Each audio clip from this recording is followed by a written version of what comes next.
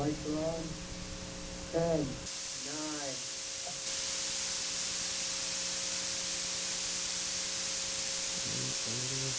9. Lemon.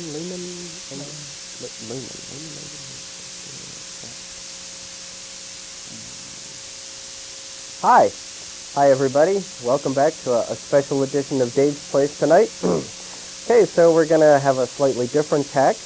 We're going to be talking for a while. I've got a very famous person here tonight. He's a writer, composer, pianist. He's a songwriter as well as a playwright, and a generally all-around interesting, versatile guy. He went to the Lehman Engel Musical Theater Workshop, among other things. He's got a new record out. It's called Pro-Choice on Mental Health, and we're going to tell you about maybe how you can pick that up later on. And so without any further ado, let's introduce to the Dave's Place world, Peter Dizozza. Hi, Dave. Hi, Peter. Oh, hi. Thank you very much for having me. Oh, thank you for coming. Thanks a lot. So, Peter, you've got this great show out. It's called Prepare to Meet Your Maker. Yes, and I have a videotape of performance. We did a group of performances at Lady Jupiter, now defunct club in Orchard Street. I miss it. It drew from many different talents. This show turns out to be one that can support a lot of star turns.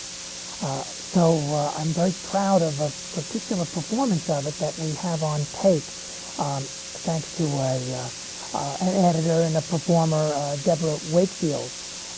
She and Mike Perizzetti shot the performance, and she caught a lot of great performers. I think it'll be even more interesting as the years pass because they're only going to become more legendary people. Well, let's see, we have John Kessel playing both bass and the role of an Egyptian god Set, the god of darkness. And also Peter Gabriel.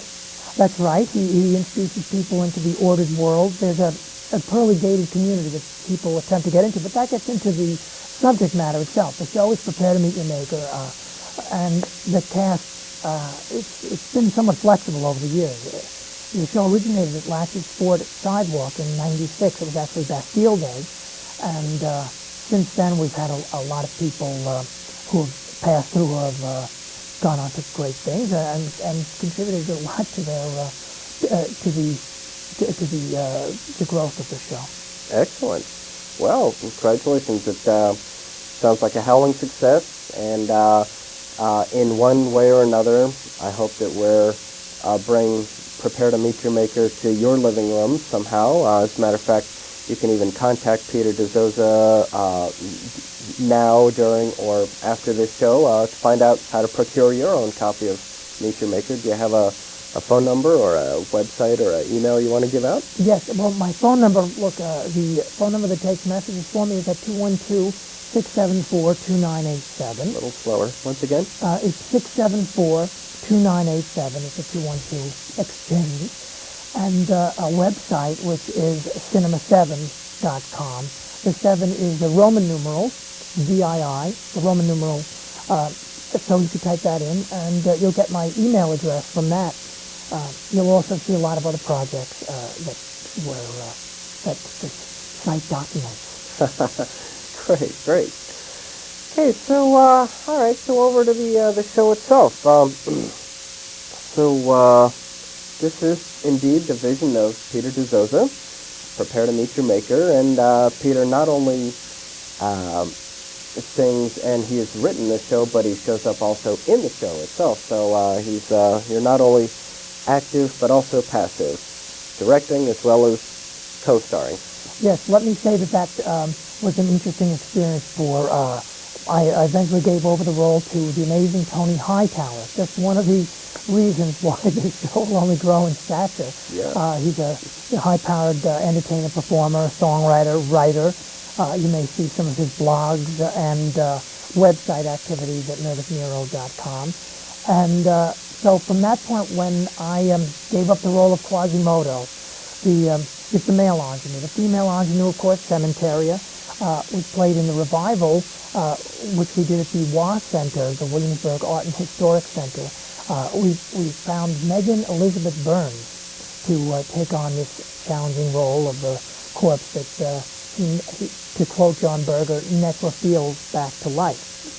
Corpse and the gravedigger, the male and female engineers in this musical, and they're searching for each other. There are separations and some tense moments when they reject one another. She's particularly rejecting him, and he's searching the stratosphere to find her. It takes place in kind of an otherworldly setting.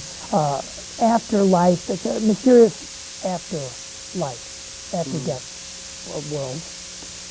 Yeah, there seems to be a lot of shuttling back and forth between, the world of the living and the afterlife, and it's a very interesting theme during the show. So, the John Kessel, his name here at the opening scene seems to be Peter Gabriel. I guess that's a contemporary Saint Peter, who, of course, in the biblical gates of heaven, and I'm asking for help here. It's either Gabriel or Peter. I'm not exactly sure who guards the gates of heaven. We're talking about a pearly gated community, though, so it's sort of restricted. Not everybody's allowed in. And in fact, one of the first questions you have to answer correctly is, have you been to the Baptist? And that becomes an issue, actually, for, cemetery attempting to get in has not been to the Baptist, and, oh my God, would you go? So she goes to a bathhouse, and there she meets the Baptist, and she attempts to be baptized by him, and he refuses to baptize her in the way she's asking, and so she dances for his beheading, returns to the gate. John Kessel comes out as Peter Gabriel, and asking again, have you been to the Baptist, seeing that she's now very clean, and she looks sparkling, and she has a much nicer attire, and she says, yes, I even kissed the Baptist, here's his head. When she gets in, though, she doesn't laugh. And the grave diggers take her out and bury her in some unhallowed ground. Of course, one of the grave diggers notices a little response, a glimmer of response. The other, he's sort of sensitive, and he senses maybe that there could be something between the two of them. So I think he's been doing this regularly, actually. I mean, he senses that with a lot of people, but with this particular young lady, he discovers that she comes back to life and sort of confronts him with his hideousness. He's a hunchback. And in fact, one of the reasons he's not, getting the girls is really just doesn't make a good impression. He's grotesque. He's got syphilis. He's got terror, and he's aging and crumpy. So hunched over. Yeah. But then after he makes love to her, not only does she come back to life, but she kind of helps him in his recovery. And we have a scene we can run, which shows his rejuvenation. Not only is she brought back to life, but he's rejuvenated by his contact with her. And they discover sort of a pattern there, because she can make love to pretty much anybody within, an hour or so. She needs to remain conscious, and this is the way she does. And for him, it's only her that keeps him feeling good. I mean, health is everything. Really, if you have your health, you have everything. And he does with her. Excellent.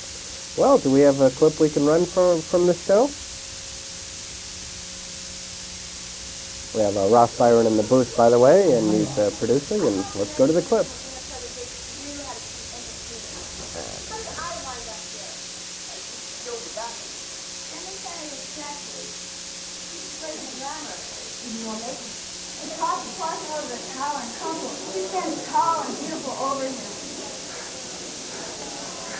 I don't like to punch over like that. Stand up straight. He finds himself able to do so. He steps over the mountain. Goes, he hunchback. Quasimodo follows. Feel his back in. Why can't you straighten your hands? Break it. Well, I don't like it. Straighten them. He finds himself able to do so. What else is bothering you? Leprosy, scarlet fever, syphilis. How do you feel? Great. You look terrible. You need care. You got in a few years before that.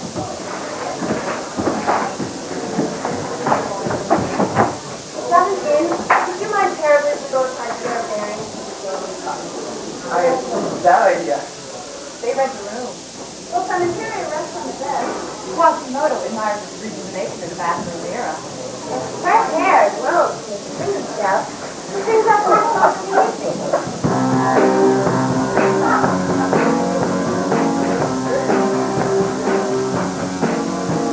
I don't know what she'll do, but I have total faith in her judgment. I don't know what she wants, but I respect her will. There's something on her mind, burning deep inside her. It past a hidden river. It gushes through her. I want the only perfect man who needs to realize that birth is a keyhole to you. Regain so long as we keep hugging each other will be well. So too will I be well with the world. So too will I be well with the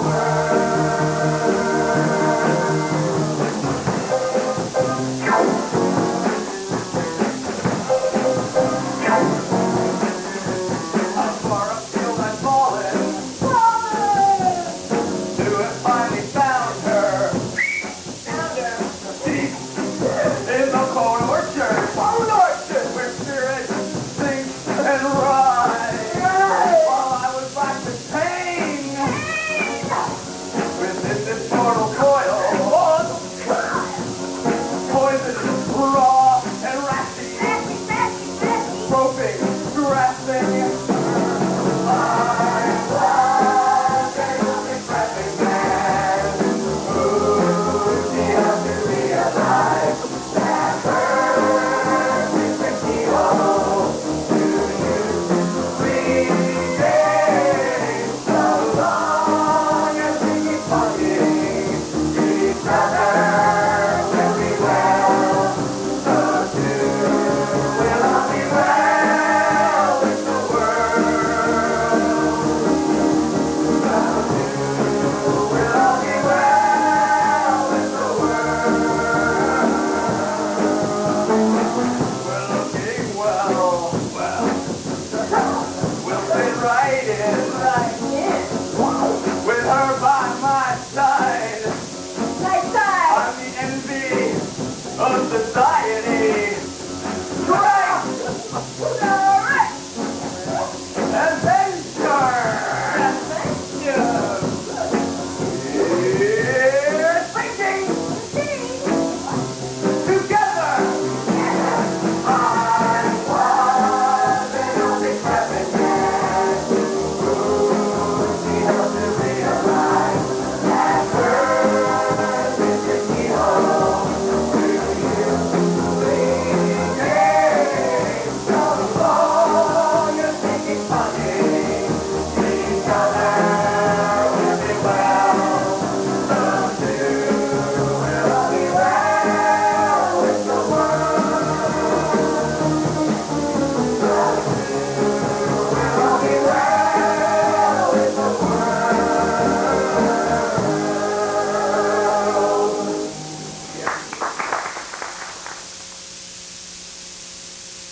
Okay, we're back. That was a theme from Prepare to Meet Your Maker, production by Peter Dizozza, who I have as a guest here tonight. So Peter, that song was so much entertainment and media. You know, when they talk about sex and sexual things, they're always loaded with double entendres. But this seemed to be more of a direct song. It seemed to be a very pro-sex statement. Or were you actually alluding to something non-sexual? I think you're right about that directness versus a lot of times it's double entendre, like the Noel Coward versus this song. Yeah, because this is very specific. It's suggesting that as long as, they have some contact with one another, particularly if they're, I think that's true. Seems to have a rejuvenating effect and all that. Uh-huh. Sure. And I could recommend it. I think it's great. for and then they go from there to their, they're separated from one another because there's sort of a secret between the two of them, which is that he's actually a necrophiliac. He's a Dobbin in the cemetery, and here he is living in the Order's world, which is behind this pearly gate. So when he reveals his secret to a drinking companion, necrophiliac bashers remove him.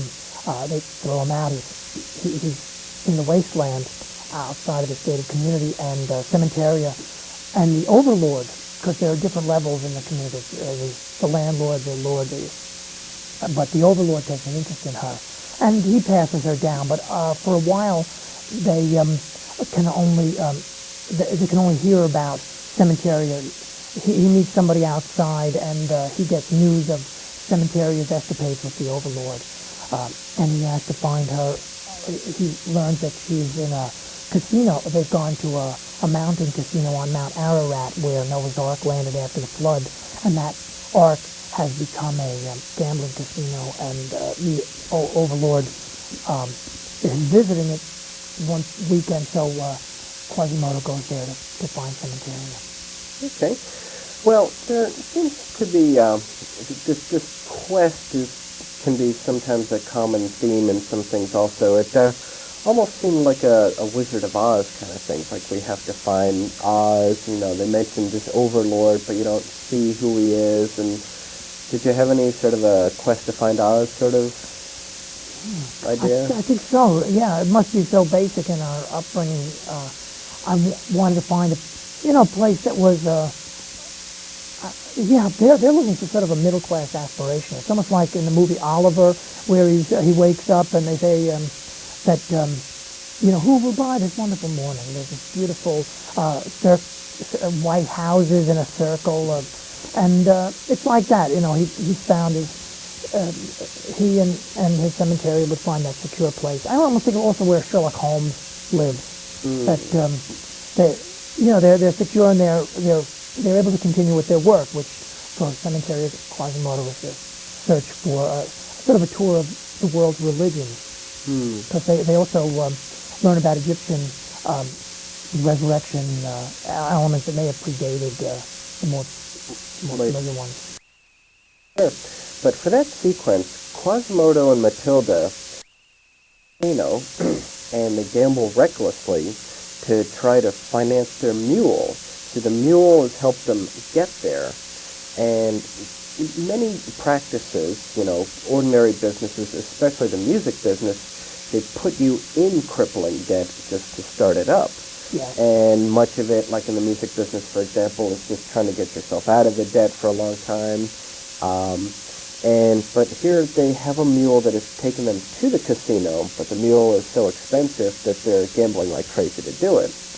Well, yeah, that's interesting. The interpretation that you have from that and mine are somewhat different, because the fact is there's a tram, but they were too cheap to take that, nor were they up for taking the helicopter. So they actually are forced to climb up the mountain by mule. And when there was a question as to where they can leave the mule, in fact, it is suggested that they in fact just let loose the mule, and their intention is not to lose.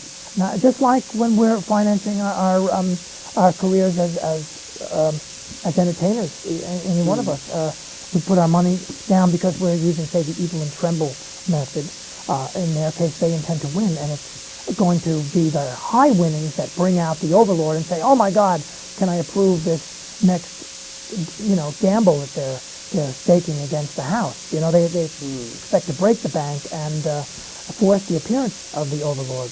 Yeah, the bank is clearly related, because one of the holdings in the bank is this mountain casino. You would never recognize it as this. Also, we have an image. One of the things that, as they're climbing up the mountain, there are these 10,000 martyrs that were recently crucified at Mount Ararat, and a beautiful portal that takes them up. So, while he's searching for Cementeria, and he's enlisted the help of Matilda to do so. He's met somebody who's kind of slumming. She's been in an ivory tower all her life, so she goes outside and visits the wasteland where she meets Quasimodo. Right. And then it seems that she's sold as a slave. Oh, yes, the debt's overwhelming. Right. He, too, he's put into the Elijah and Chancery. And he's confronted with not the overlord now, just one of the lords, who... Portrayed by Drew Blood, I think I recall. That's right. Drew Blood shows up in a couple of places because he's also the Assyrian Osiris, who supplants Quasimodo when Quasimodo himself becomes Osiris. They apply for jobs at this temple as crypt keepers, and they're expecting that they could perform the passion play of Isis and Osiris. And especially with Cementeria by his side, he does get the job. They both become members of this repetitive passion play, which involves the cutting up of Osiris into 14 pieces. And Drew Blood shows up sort of behind the scenes now, taking over the Assyrian Osiris. And there's also a nemesis in the story, Ocypeta, which how we doing? We want to look now at, there's Cementeria herself, who she brought back to life. After she goes through a few relationships, she winds up being fiancée to an undertaker's son, and when all the people in that house pass away and Quasimodo appears to take her, out of this bastion of Western civilization, she sings this song about being glad to be alive. Well, and you have a clip for that, Peter? Yes, I think if we want, we can take a look at Megan Elizabeth Burns bringing all the guests back to life with her song called Think Big. By the way, the lyric is by Lisa Derry, the original Cementeria. Oh, well then let's roll the tape.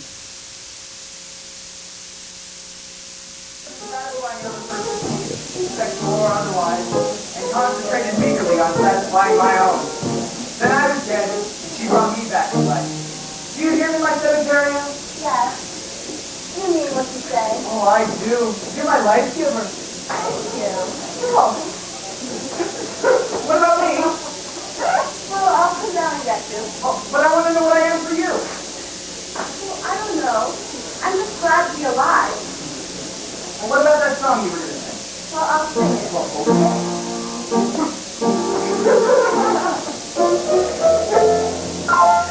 People think about subways, the writings on the wall, their parents are jobs, the problems their friends have, the taxes and all.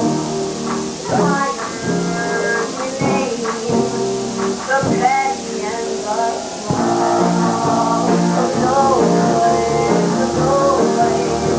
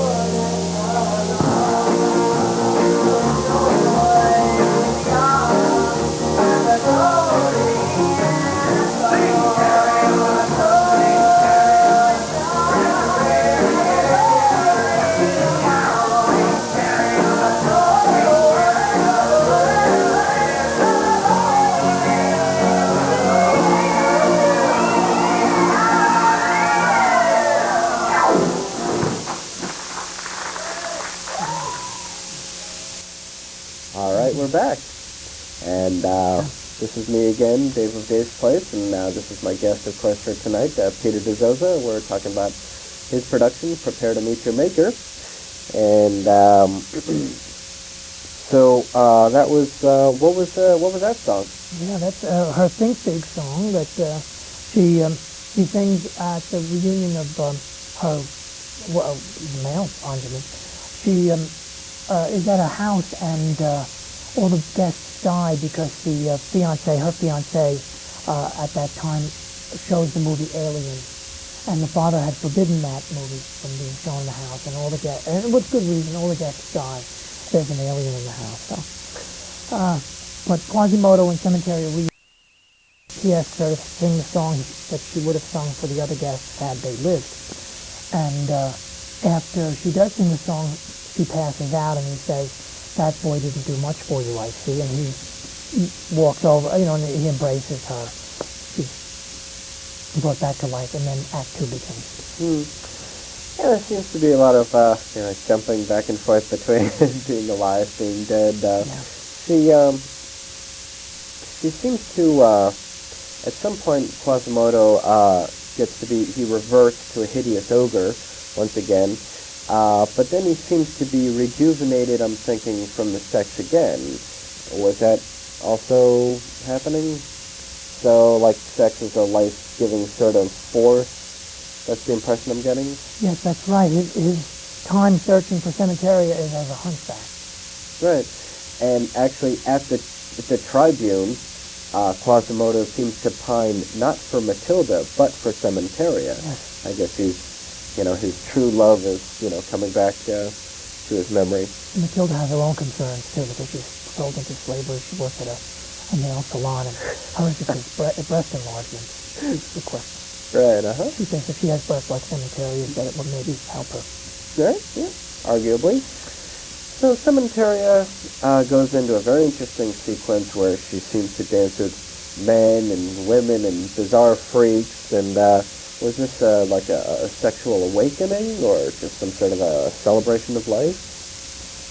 I think it is a celebration of life, and a lot of the activity on the stage that you'll see in the tape is the choreography of Pierce Roan, the director of the project. So, he matches her up with everybody in the cast. It's a pretty big cast. So, and there are different times when that happens. I mean, there's a time specifically written into the story where she and Quasimodo have taken a cruise across the Mediterranean from Gibraltar to Alexandria. And while they're on that ship, she sleeps with everyone. Quasimodo. All right. Being an actor. Right. Well, that's great. So we're about to wrap it up. But once again, this is Peter Dizozza, my guest for tonight. Thank you. And we're talking about Prepare to Meet Your Maker. And this is may or may not be on stages near you, but it can also be in your living room. And you can contact Peter and find out how to get your own copy of Prepare to Meet Your Maker on videotape or in memories which remain green forever. So we're going to sign out pretty soon, but stay tuned. 2 weeks from now, we're going to have part 2 of this interview. We're going to discuss scene 2 of the play, and it'll be more of myself, your friend Dave of Dave's Place, and my guest Peter Dizozza tonight. And also, I should mention that he's done other shows also. He's got one called The Last Dodo, and I'm going to bring...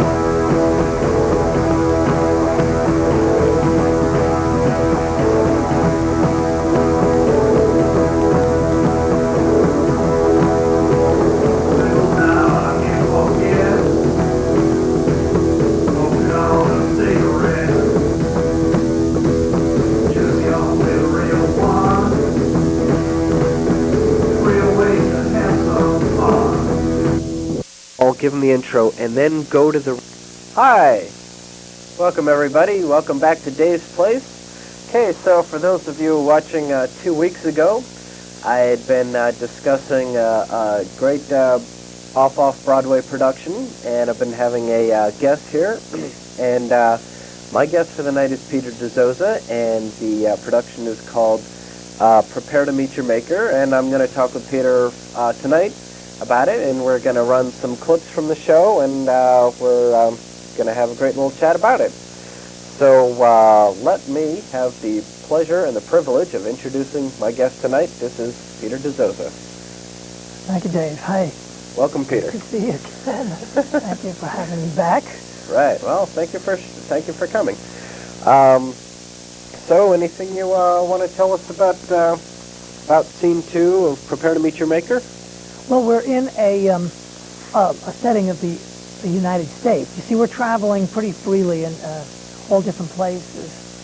We started off in the ordered world, which, as an gated community, doesn't let everybody in. The question is, have you been to the Baptist? And if you answer yes, then at least you're in. In Cementaria's case, she even kissed the Baptist. She brings his head, and she's, after a little while there, meets her maker. Actually, it's her mother who's sitting next to her. And when she collapses at the sight, she is removed by the hunchbacks, the Dobbins of the cemetery there. Dobbins of the Overlord, and they bury her in some wasteland outside, and one of the hunchbacks brings her back to life. He's been searching for her. This hunchback is Quasimodo, and she travels she goes through a few different people when Quasimodo is tossed out of the ordered world. Quasimodo doesn't belong there himself. You see Quasimodo portrayed by Tony Hightower and Megan Elizabeth Burns playing the female lead, Cementeria. There's also a time when they are together happily in the ordered world. However, their secret, well, Quasimodo reveals it to a drinking companion, and then the necrophiliac bashers send him on his way. He tells Cementeria to leave with him, otherwise they will put her back in her grave, but they don't. In fact, she becomes one of the members of, well, actually she goes to an empowerment seminar, the Overlord.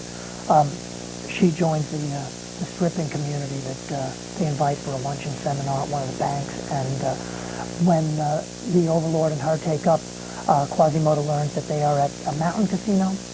From there they go, Quasimodo goes to debtor's prison when he attempts to retrieve her there, and the Overlord, tiring of her, sends her down the line. She eventually becomes fiancée to an undertaker's son, and there Quasimodo is successful in retrieving her.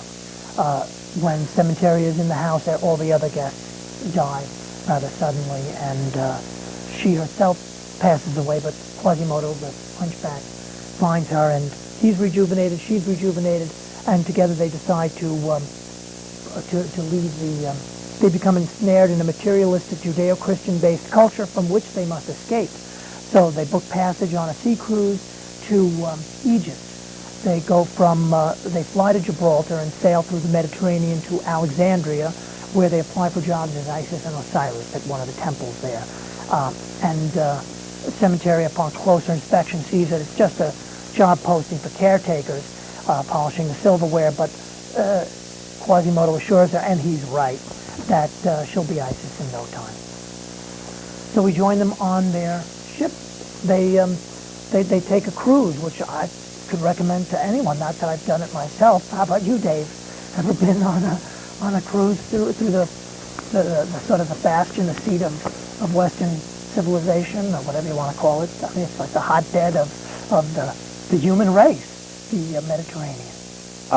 Yeah, well, not there, but certainly I've experienced, for example, the Beast in New York Harbor, and right, that's my experience. Good. So I transferred that to the cabin in this first class cabin. Well, that's very good. That's very good. So, in the opening sequence of Scene 2, they're watching the television, and so the woman, Cementeria, asks Quasimodo to turn it off, and he uses not a remote control, but a gun. Now, modern citizens, here in the United States and worldwide, seem to be obsessed with small handheld devices, weapons or remote controls or all sorts of things. Could something like, say, a cell phone also could turn off the television? I think they can. It's just a question of programming. Yeah, I know I'm obsessed with the pistols because recently I was down south and I found a little metal pistol, and I insisted on taking it in the plane with me, so I left it in my bag and sent it through the metal detectors. Because it had been made in the 40s, it pretty much closed down the whole security system there. So yeah, I'm obsessed with it, that's for sure. But I got over it. In fact, one of the lady police officers said, "Oh no, you really should keep that. Why don't you just go in and check it?" So that's what I did. I put it in a proper little container, and I was happy to know that, thanks to her, this little collector's item that I picked up for 50 cents was. And now we can use it next time we do the show. Good. Yeah, but he disables the television. Right. And incidentally, what you've just been seeing is the I'm record sorry, album. this is television here. Speaking of which. You should all get out and travel. What are you doing sitting there? But in addition to seeing the show. No, TV is a whole other issue. That's a whole lot of different sides to it. The TV Guide was my appointment book back then. Really? Growing Okay. up. That's good. But you, the viewer watching your television, you just saw Peter's latest record that's pro-choice on mental health. And you can contact Peter at the end of the show and find out how you can get your own copy of it. And he's got his own record album out now, and he's very proud of it. So, I sure am. Good job, Peter. Yeah, thank you.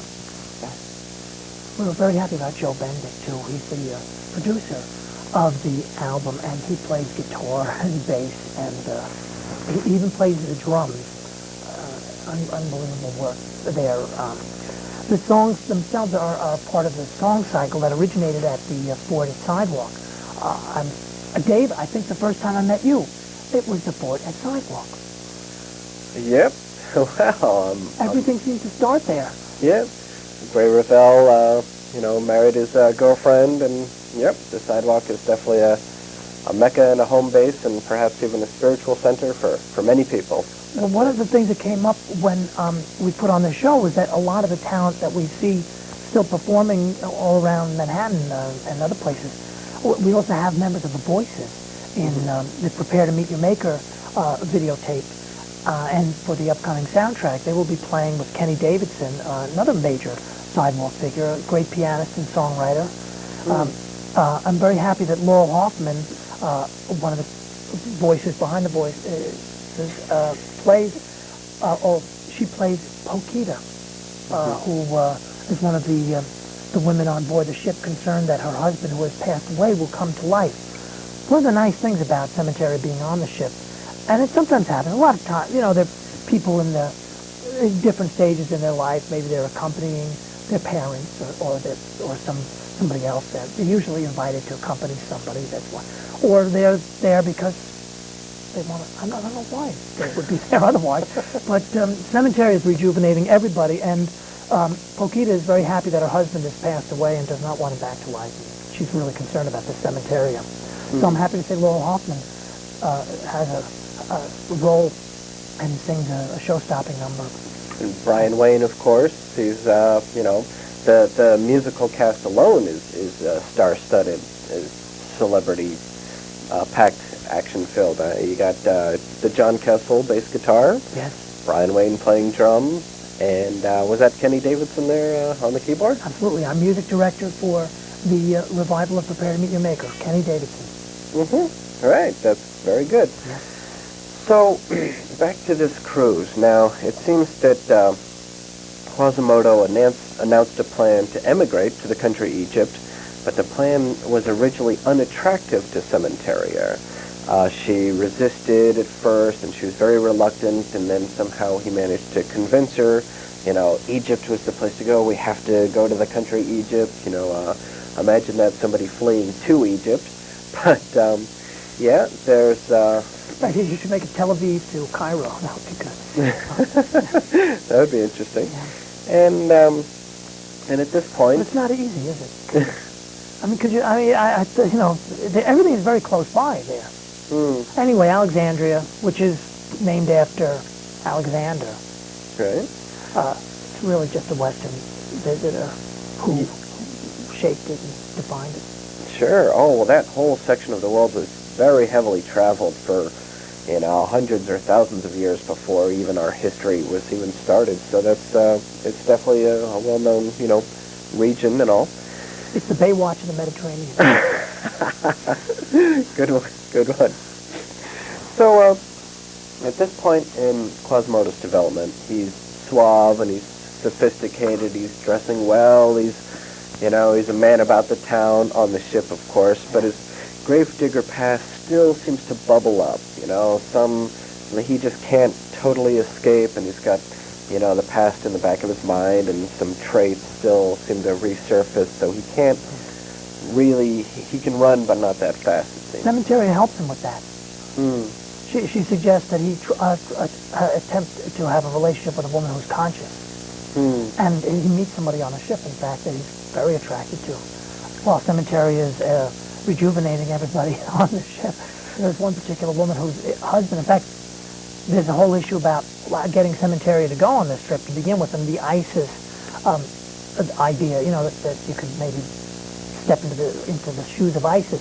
That becomes the interest of this other passenger as well. So there's sort of a competition that arises between the two women on the ship. But initially, Cemetery encourages Quasimodo to have this relationship with Ossipita.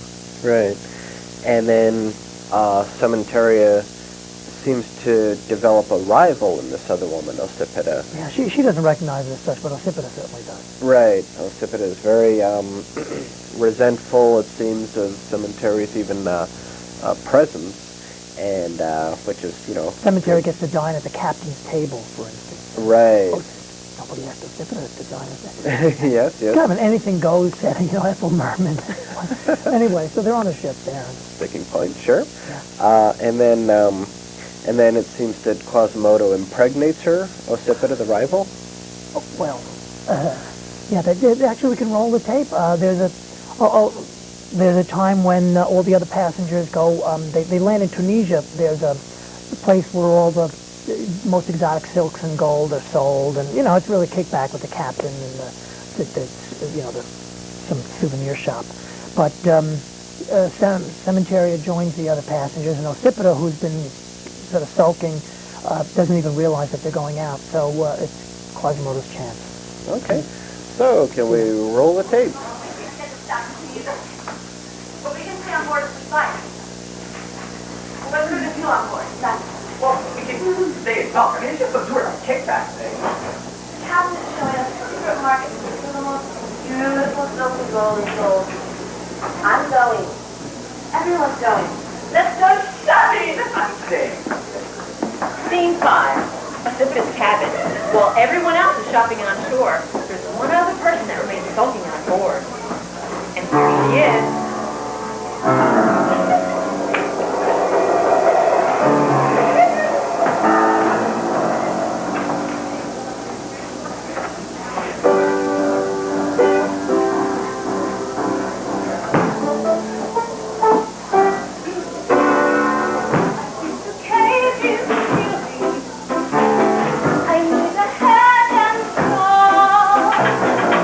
When you fuck me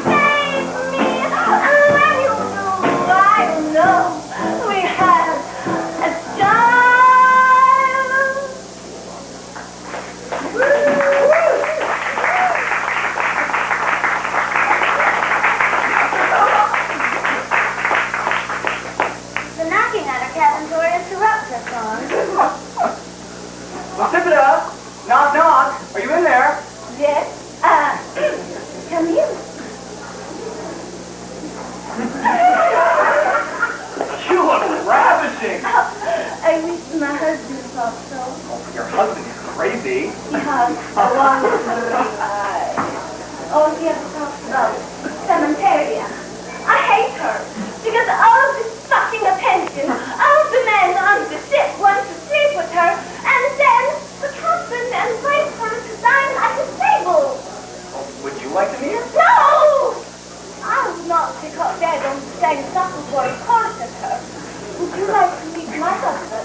I know you like him. He reminds me of you in so many ways. Well, sure, but I don't have his training in bio-feminine technology.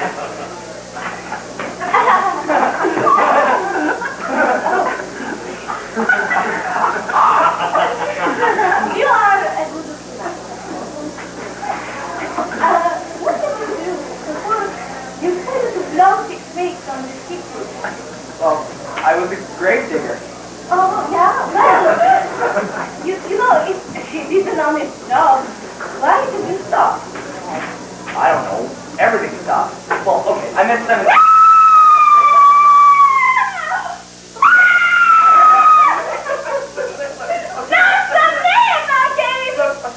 Sorry, I won't mention her name again. Relax. Look, look, lie with me. Simulate the back of my brain. Really, it'll help.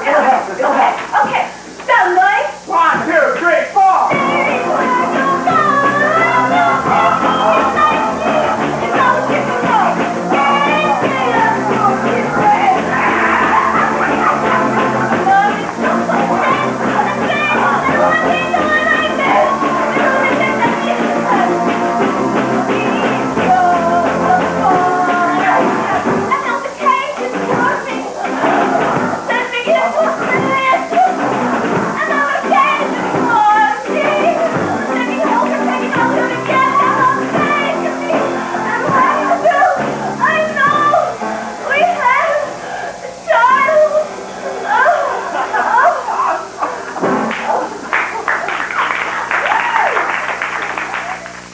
Okay, well, that was another scene from Prepare to Meet Your Maker. That's a production by Peter Dizozza, my guest here tonight, here on a special edition of Dave's Place.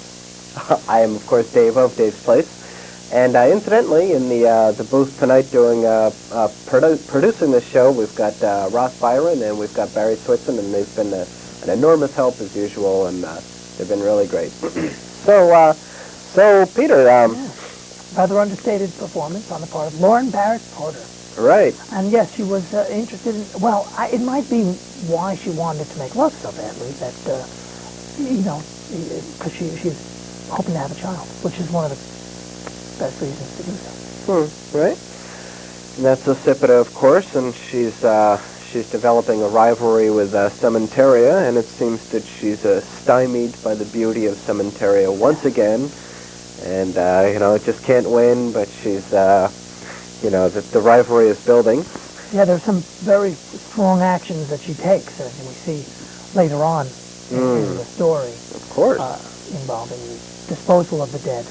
Right. In fact, she brings it up when they arrive in Alexandria. She asks, well, why do you need to see her birth certificate? Why don't you ask to see her death certificate? So she's really sending in some digs, but customs officials said, oh, she looks okay to me. She's okay. Right. And then the beauty of Cementeria once again seems to, set her out above. It's more than a beauty, it's a radiant. It's something that makes you feel cared for. Like an inner beauty. Care. Well, I don't know if it's beauty even. It's something more. Willing to take on the responsibilities of the world. Something like what we had dreamed, or what the Egyptians had dreamed was a mother goddess, perhaps, or a god. I don't know. Somehow could be a feminine figure, at least in my experience it has been. But I met guys like that too. Sure. Yeah. Okay. You just feel taken care of. Right. You're okay. Things are okay. He's here. Dave's here. Good. I feel good. So the protagonists of the story, Quasimodo and Cementeria, they then seem to attain some higher level, whether it's royalty or godhood. They seem to become Osiris and Isis, two well-known high-profile Egyptian deities. And then Quasimodo seems to, at that level, inherit a jealous brother, who is also by tradition known as Set, here in the Western world, Seth. And Set seems to be the dark side of having something amazing like godhood, and it seems like it's almost like the sort of Pericles, It's like, he's wealthy and everything, but he's got this sword dangling over him, and so Peter, is this some sort of an allegory for being lonely at the top, or not being able to really live the dream life? Well, again, with this, there are very little double entendres in this story, actually. He does have a brother named Set in the case of the Passion Play. The tourists are attending the Passion Play. I mean, sometimes this happens in, there's a reenactment of a famous experience. And yes, they become Isis and Osiris, but they're really, it's for the tourists. They're reenacting this resurrection story of where Set cuts Osiris into 14 pieces and scatters them, and then Isis brings them together and actually brings him back to life. It's kind of a parallel to the resurrection story of Quasimodo and Cementeria, because she actually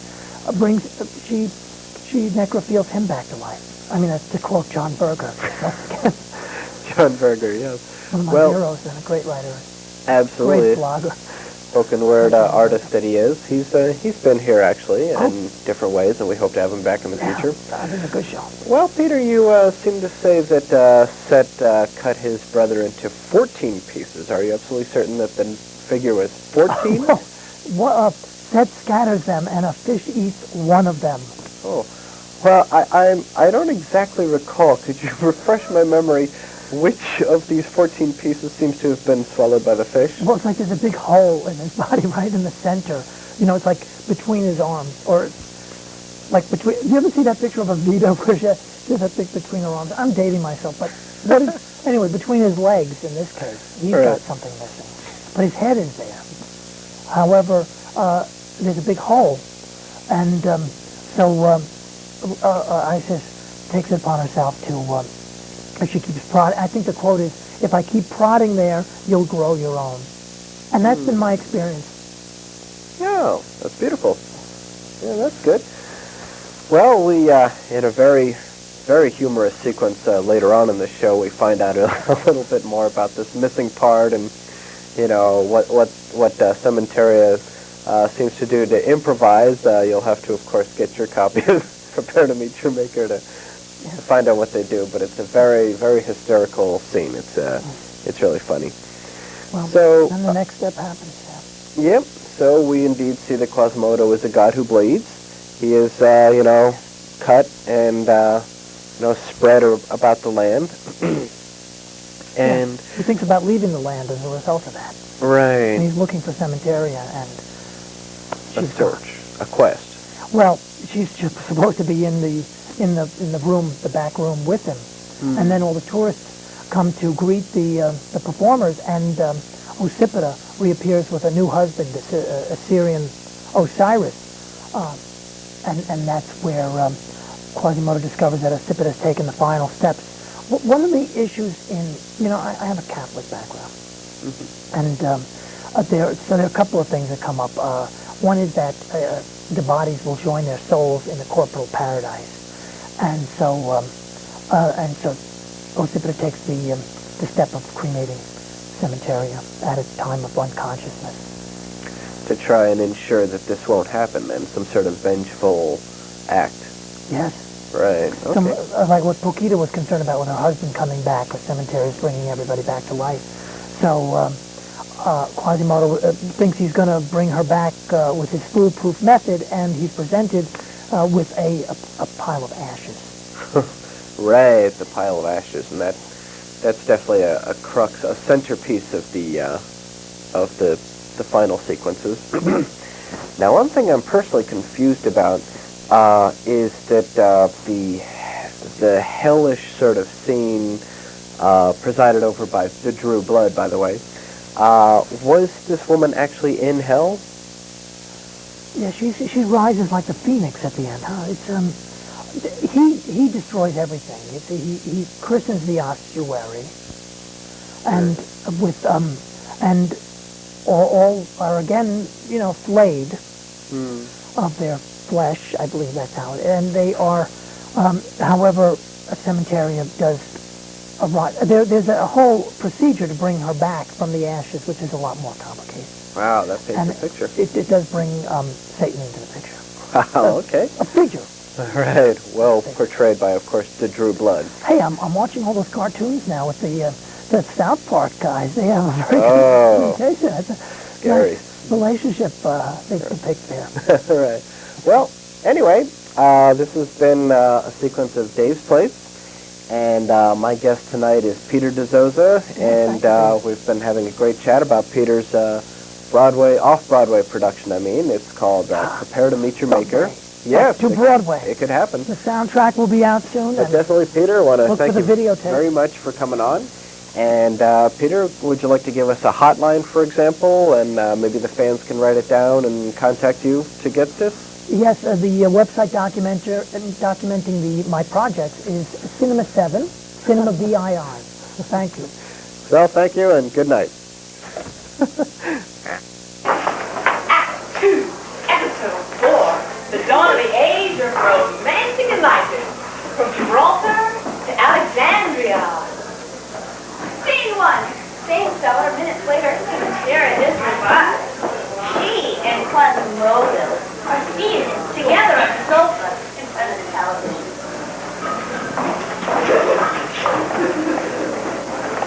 Can we turn this off? What's on? Quasimodo disabled the television.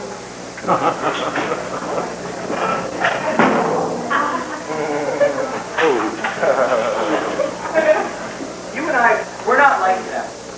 We report to a different authority. You to a mother goddess, and I to an overlord. Yet, here in these United States, we become ensnared in this materialistic, Judeo-Christian-based culture from which we must escape. He pulls out a travel folder from a pouch within his garment. Let's expand our horizons. I booked us passage on a cruise ship to Egypt. We fly to Gibraltar, sail across the Mediterranean, and there we apply for jobs as Isis and Osiris. Isis, mother goddess of fertility and nature. Osiris, god of the dead and the underworld. Hi, Captain. How do you see that? Quasimodo, this is posting for caretakers. I think it says crypt keeper. Whatever. They live in servant quarters next to the temple and polish the silverware. This is a maintenance job. I don't want to be a handmaiden. Oh, it's a foot in